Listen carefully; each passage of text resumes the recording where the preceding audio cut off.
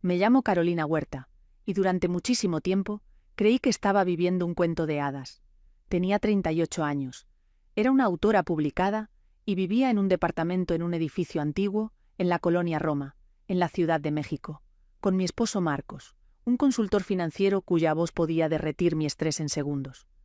Tenía una manera de decir mi nombre, suave y lenta, como una promesa. Cada mañana empezaba con un beso en la frente y café, justo como me gustaba. Cada noche terminaba con él susurrando: «Tú eras mi mundo». Yo le creía, hasta que una noche todo cambió. Era cerca de la medianoche. Me desperté y la cama estaba vacía.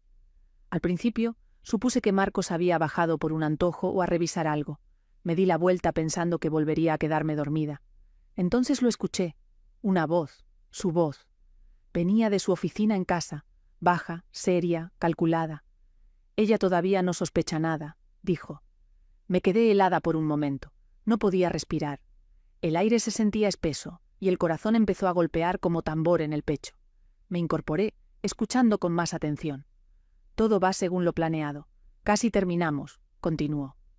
Caminé de puntitas hacia el pasillo, pegándome a la pared junto a la puerta de su oficina. Una línea delgada de luz se escapaba por la rendija. Apenas alcancé a oír el resto, pero no lo necesitaba. Ya había escuchado suficiente. Regresé sigilosa a la cama y me quedé lo más quieta posible, fingiendo dormir cuando Marcos volvió unos minutos después. Se metió en la cama con la misma calma ensayada, jalando la cobija sobre los dos como si no acabara de destrozar mi mundo. Esa noche no dormí. Me quedé mirando el techo, con la mente corriendo. No sabía qué estaba planeando, pero sí sabía una cosa con certeza. Mi esposo estaba ocultando algo, y me involucraba a mí. A la mañana siguiente me moví por la cocina como un fantasma. Marcos seguía dormido, respirando lento y parejo. Me paré frente a la cafetera, con las manos temblando mientras alcanzaba mi teléfono. Hasta ese momento, jamás había revisado nuestras finanzas. Marcos siempre se encargaba de todo: recibos, ahorros, inversiones. Yo confiaba en él. Creía que eso era lo que hacía una buena esposa. Pero estaba aprendiendo que la confianza podía ser el primer paso para perderlo todo. Abrí la aplicación del banco.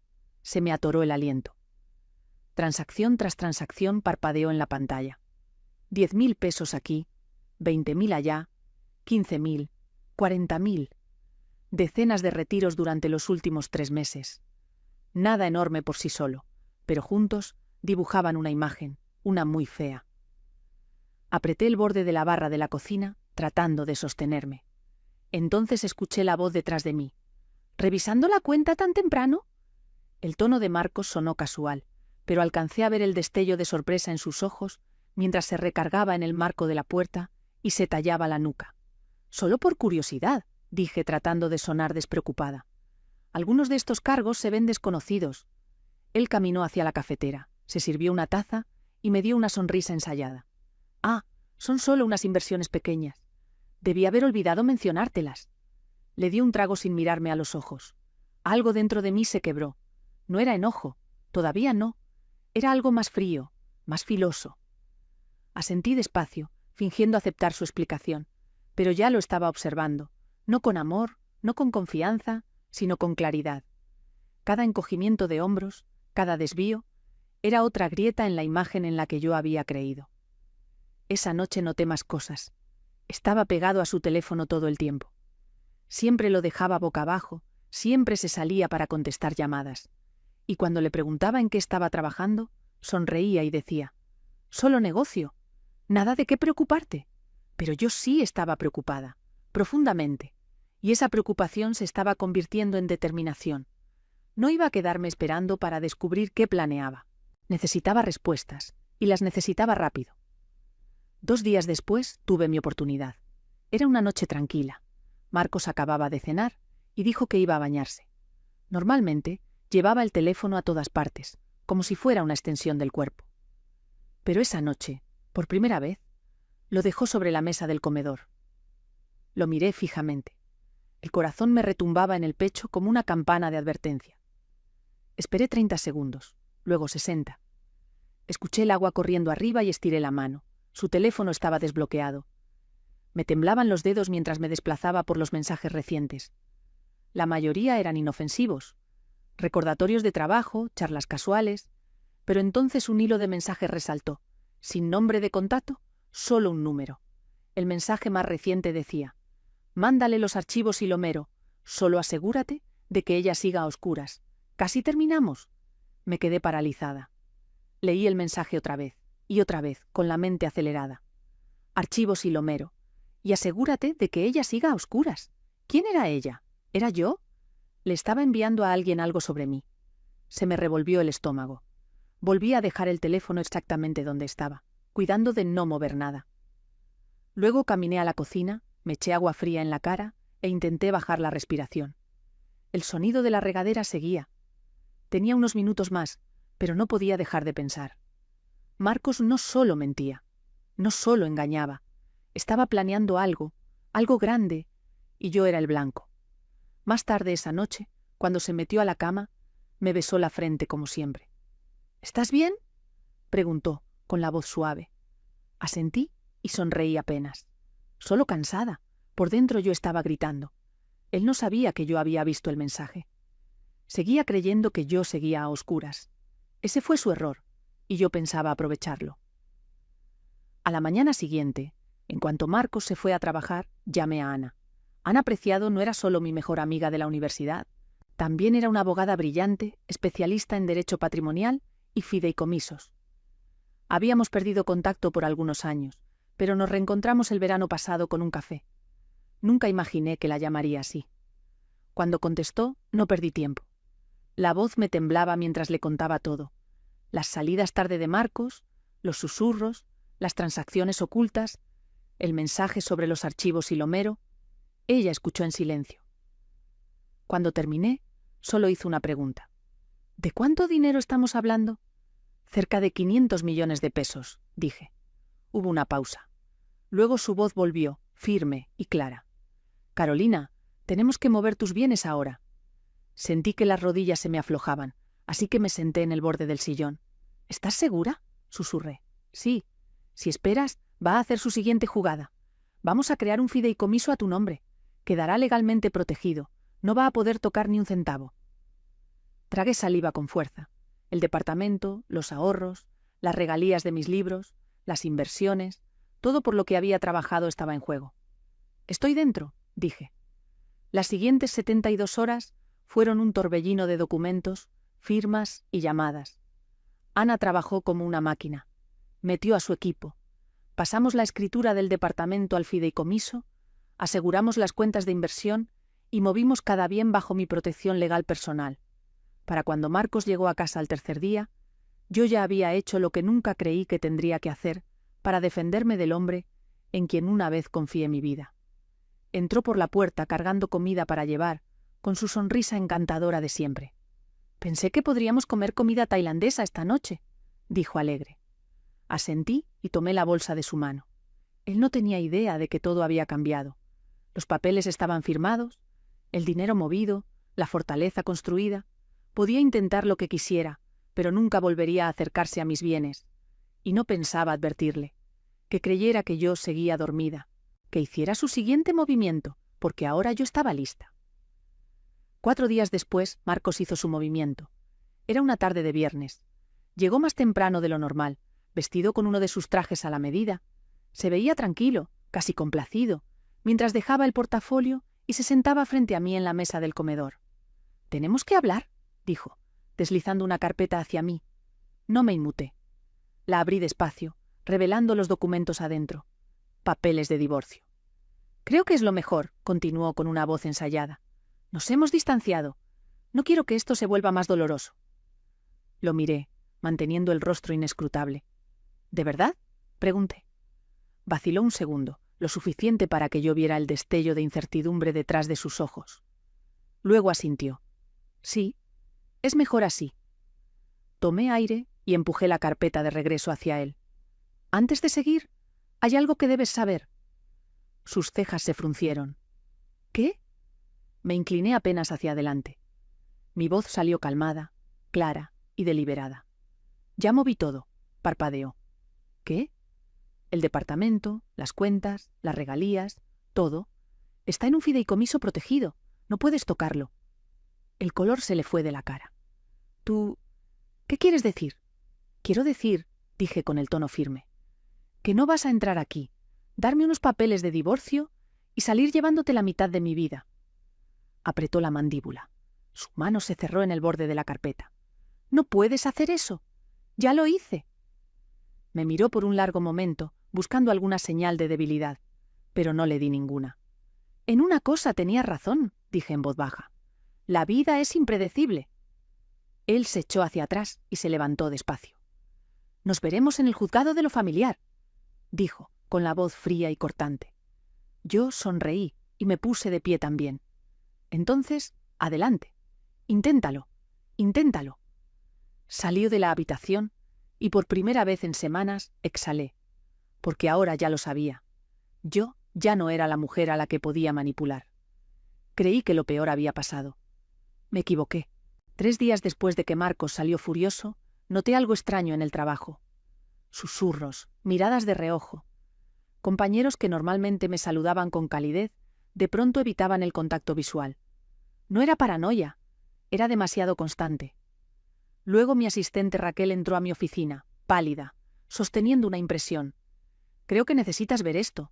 Era una captura de pantalla de un foro anónimo en la red. Una publicación titulada «Directora financiera oculta fondos durante divorcio usando dinero de la empresa». Debajo había un párrafo acusando a una ejecutiva sin nombre de desviar recursos para protegerse en un divorcio, insinuando actividad criminal. En los comentarios, alguien lo hizo específico. «Yo sé quién es. Carolina Huerta. Investíguenla». Sentí que la sangre se me iba del rostro. Marcos. Él estaba detrás de esto. Lo sentía en los huesos.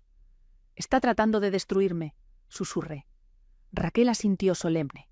«Si esto se riega, puede dañar tu reputación o peor». Me levanté y empecé a caminar de un lado a otro. Había pasado años construyendo mi nombre, mi credibilidad. Había subido cada escalón por mérito propio, sin atajos, sin favores. Y ahora, una mentira podía romperlo todo. «Necesito llamar a Ana», dije tomando mi teléfono. Esa noche me senté frente a Ana en su oficina. Ella escuchó mientras le describía lo que estaba pasando, con la voz temblando entre miedo y furia. «Esto ya no es solo personal», dije. «Está tratando de destruirme profesionalmente». Ana se recargó juntando los dedos. «Está jugando sucio», dijo, «tratando de obligarte a un arreglo. Quiere asustarte para que te rindas». La miré directo a los ojos. «No voy a echarme para atrás». Ella asintió, ya redactando una carta. Primer paso, un requerimiento formal para que detenga de inmediato la difamación y se abstenga de seguirla. Si empuja esto más, vamos a demandar por daño moral y afectación a tu reputación. Una chispa pequeña de esperanza se encendió dentro de mí. Él quería desgastarme con mentiras, pero había subestimado una cosa. Yo no le tenía miedo a la verdad, y no iba a ninguna parte. Justo cuando creí que ya había visto todos los trucos de Marcos, cayó aún más bajo. 3 días después, Ana me citó en su oficina. Su tono era cortante, serio. «Acaba de presentar una demanda», dijo cuando entré. «Te está acusando de fraude financiero». Se me hundió el corazón. «¿Qué?» «Dice que moviste bienes conyugales de manera ilegal. Alega que desviaste recursos de cuentas mancomunadas». Me desplomé en la silla frente a ella. «No puede hablar en serio». «Lo está», dijo Ana con gravedad. «Y hay más». Deslizó un expediente sobre el escritorio. «No viene solo». Presentó la demanda con un codemandante. Abrí la carpeta. El nombre me golpeó como un puñetazo en el estómago. Hilomero. Era el nombre del mensaje, el que yo había leído en el teléfono de Marcos. «¿Quién es?», pregunté. Ana cruzó los brazos. «Un estafador conocido. Lo han vinculado a varios casos de documentos falsificados. Todavía sin condenas, pero con una larga estela de sospechas». Pasé las páginas. Eran detalladas, llenas de cifras y transacciones falsas. Algunas incluso imitaban mi firma. «Estos no son míos», dije con la voz subiendo. «Esto es inventado». Ana asintió. «Lo sabemos, pero tenemos que probarlo. Y rápido». Apreté las manos hasta hacer puños. Todo el miedo que había cargado se convirtió en fuego. «Está tratando de enterrarme otra vez en mentiras». Los ojos de Ana se afilaron. Entonces, vamos a asegurarnos de que esas mentiras le colapsen encima. Le entregó el expediente a un perito en contabilidad forense. Durante la semana siguiente, trabajamos sin parar reuniendo registros reales, rastreando huellas digitales, verificando cada movimiento que yo había hecho. Casi no dormía, pero seguía, porque ya no se trataba solo de dinero. Se trataba de mi nombre, mi integridad y mi derecho a defender lo que era mío. Al final de la semana, teníamos todo lo que necesitábamos. El perito rastreó los documentos falsos hasta la firma de Hilomero. Las fechas no cuadraban, las firmas tenían inconsistencias y, lo más importante, no había rastro documental que conectara esas transacciones inventadas con ninguna de mis cuentas reales. Marcos había lanzado todo contra mí, pero la verdad era más fuerte y estaba de mi lado. Un mes después, entramos al juzgado. Ana estaba calmada, afilada como siempre. Yo me senté a su lado, vestida de azul marino, con los hombros rectos y las manos firmes. Al otro lado del salón, Marcos parecía la sombra del hombre que yo había conocido. Enojado, nervioso, sin preparación. La jueza revisó el caso con cuidado. Nuestra documentación era impecable. Hilomero nunca se presentó. En el momento en que se leyó la resolución en voz alta, cerré los ojos, no por alivio, sino por final. El juzgado desechó los señalamientos de Marcos. Se le negó el acceso a cualquier parte de mi fideicomiso. Sus tácticas de difamación le salieron al revés, y en lugar de ganar algo, se le ordenó cubrir mis honorarios legales y las costas judiciales. Después de la audiencia, trató de acercarse en el pasillo. «No tenías que hacer esto», dijo en voz baja. Lo miré directo a los ojos. «No, Marcos, tú no tenías que hacer esto». Y me fui para siempre. En las semanas siguientes, recogí los pedazos de mi vida despacio, con cuidado. Volví a escribir. Di caminatas largas en el bosque de Chapultepec. Dejé que el silencio sustituyera el caos. No celebré. Reflexioné, porque la victoria no siempre se siente como alegría. A veces se siente como paz después de una tormenta. A veces es solo la ausencia de miedo. Aprendí algo en todo esto, algo que toda mujer debería saber. La confianza es un regalo, pero el control sobre tu vida es un derecho. Punto. No importa qué tan amorosa parezca una persona. Nunca entregues tu poder a ciegas. Conoce tu valor. Protege tu futuro. Sé capaz de actuar antes de que sea demasiado tarde. Y si algún día alguien intenta romperte con una traición, mantente en pie. Mantente en pie y deja que la verdad hable más fuerte que la venganza. Si sigues aquí, gracias. Y si esta historia resonó contigo, compártela. Dale me gusta. Comenta. Hazle saber a otras personas que no están solas. Porque la fuerza no es solo sobrevivir la tormenta. Es aprender a adueñarte del cielo después.